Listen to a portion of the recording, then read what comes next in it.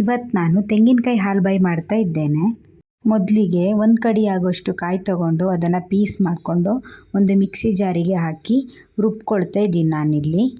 ಕಾಯಿನ ತುರಿದುಕೊಂಡ್ರೆ ಅದ್ರ ಜೊತೆ ನೀರನ್ನು ಹಾಕಿ ಒಂದೇ ಸಲ ಮಿಕ್ಸಿ ಜಾರಿಗೆ ಹಾಕ್ಕೊಂಡು ರುಬ್ಕೊಳ್ಬೋದು. ನಾನು ಪೀಸ್ ಮಾಡ್ಕೊಂಡಿದ್ದರಿಂದ ಫಸ್ಟಿಗೆ ರುಬ್ಕೊಳ್ತಾ ಇದ್ದೇನೆ. ಎಷ್ಟು ಬೇಕಷ್ಟು ನೀರು ಹಾಕ್ಕೊಂಡು ಮತ್ತೆ ನುಣ್ಣಗೆ ರುಬ್ಕೊಳ್ಳಿ. ನೋಡಿ, ಈ ಥರ ಮಾಡಿ ರುಬ್ಕೊಂಡ್ರೆ ಆಯಿತು.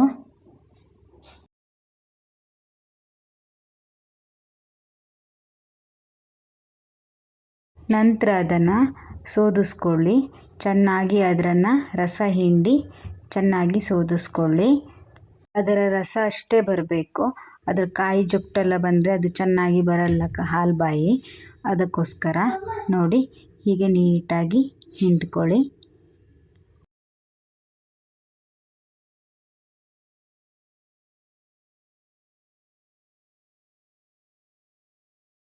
ನೋಡಿ, ಇಷ್ಟು ಕಾಯಿ ಹಾಲು. ಅದಕ್ಕೆ ಅರ್ಧ ಕಪ್ ಆಗುವಷ್ಟು ಸಕ್ಕರೆ ಹಾಕ್ಕೊಂಡಿದ್ದೀನಿ ನಾನಲ್ಲಿ. ಅದನ್ನು ಚೆನ್ನಾಗಿ ಮಿಕ್ಸ್ ಮಾಡ್ಕೊಳ್ಳಿ. ನಂತರ ಅದಕ್ಕೆ ಅರ್ಧ ಕಪ್ ಆಗುವಷ್ಟು ಕಾರ್ನ್ಫ್ಲೋರ್ನ ಹಾಕ್ಕೊಂಡು ಫಸ್ಟು ಅದನ್ನು ಗಾಳಿಸ್ಕೊಳ್ಳಿ. ಗಂಟು ಇರಬಾರ್ದು ಅಂತ ಚೆನ್ನಾಗಿ ಮಿಕ್ಸ್ ಮಾಡ್ಕೊಳ್ಳಿ. ಅದನ್ನು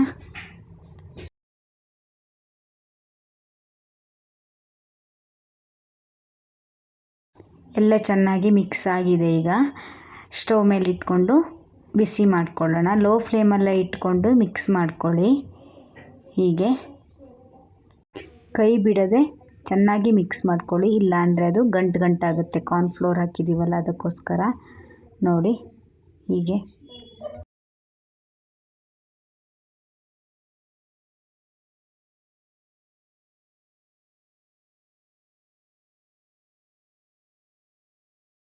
ನೋಡಿ, ಇಷ್ಟಾದರೆ ಆಯಿತು.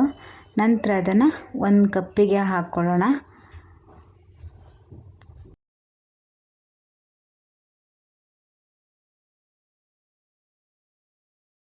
ಒಂದು ಕಪ್ಪಿಗೆ ಹಾಕ್ಕೊಂಡು ಅದನ್ನು 1 ಅವರು ಹಾಗೆ ರೆಸ್ಟ್ ಮಾಡೋಕ್ಕೆ ಬಿಡೋಣ. ನೋಡಿ, 1 ಅವರ್ ಆಗಿದೆ. ಎಷ್ಟು ಚೆನ್ನಾಗಿ ಬಂದಿದೆ ನೋಡಿ. ಒತ್ತಿದ್ರೂ ಈ ಥರ ಪೀಸ್ ಆಗಲ್ಲ, ಅಷ್ಟು ಚೆನ್ನಾಗಿ ಬಂದಿದೆ. ನೋಡಿ, ಹೀಗೆ ಉಲ್ಟ ಮಾಡಿ ಟಬ್ ಮಾಡಿಕೊಂಡ್ರೆ ನೀಟಾಗಿ ಬಿಡುತ್ತೆ ಅದು. ನೋಡಿ, ಕಾಯಿ ಹಾಲುಬಾಯಿ ರೆಡಿ. ತುಂಬ ಈಸಿ ಮಾಡಲಿಕ್ಕೆ, ಬೇಗನೂ ಮಾಡ್ಬೋದು.